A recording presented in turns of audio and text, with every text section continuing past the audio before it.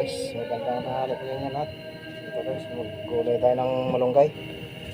Walang ibang madampot na ulam. Ito lang, malunggay lang muna tayo. Walang ibang maulam guys, gulay na lang talaga. Kaya gulay-gulay lang muna tayo guys.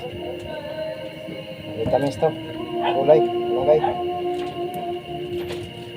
Ang maganda, gulay. Ito lang ang pinakaulam natin guys. Malunggay lang. Para maraming vitamins. Tapos sino mag-donation, mag-ano dyan ng pambili ng karne, baka naman. Ito lang, walang halo. Walang panghalo yata ito. Ewan ko, ang ihalo itong malunggay. Ano siguro ito, bilis or tuyo na kwan. Itong malunggay gulay natin guys. Pambansang gulay, malunggay. Kaya ito na muna ang magiging ulam natin ngayon guys. Ang mahagilap na ulam eh. Ako nakapunta ng palengke. Nandala ako ng punta ng palengke. Kaya ito lang ang ulam natin guys. Hanggang lang tayo. Sino yung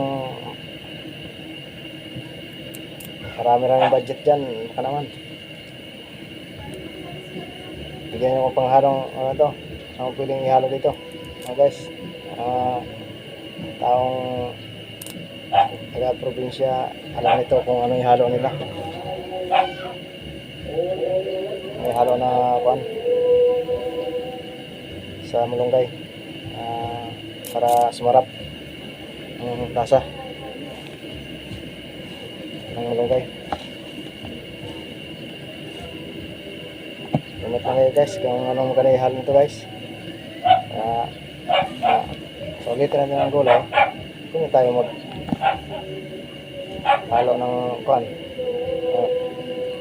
anong ihalo sa dapat sa malunggay na gulay,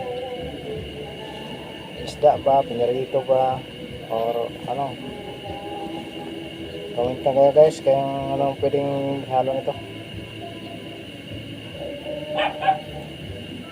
Maraming budget dyan, baka naman bigyan ako panghalo nito.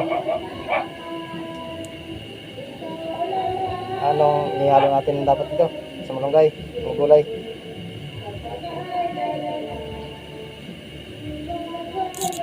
Tayong pang budget na pang kuan eh, bili ng baboy, manok. Kaya gulay lang, mag-test lang muna natin si gulay.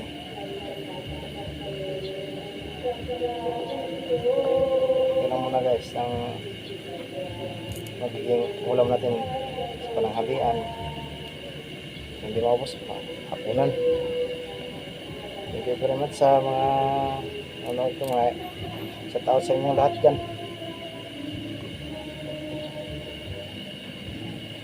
Sino yung magandang budget dyan, bigyan nyo pambili ng gulay. Anong ano ito, panghalo, kung anong ihalo. Gandang tanghali sa inyong lahat.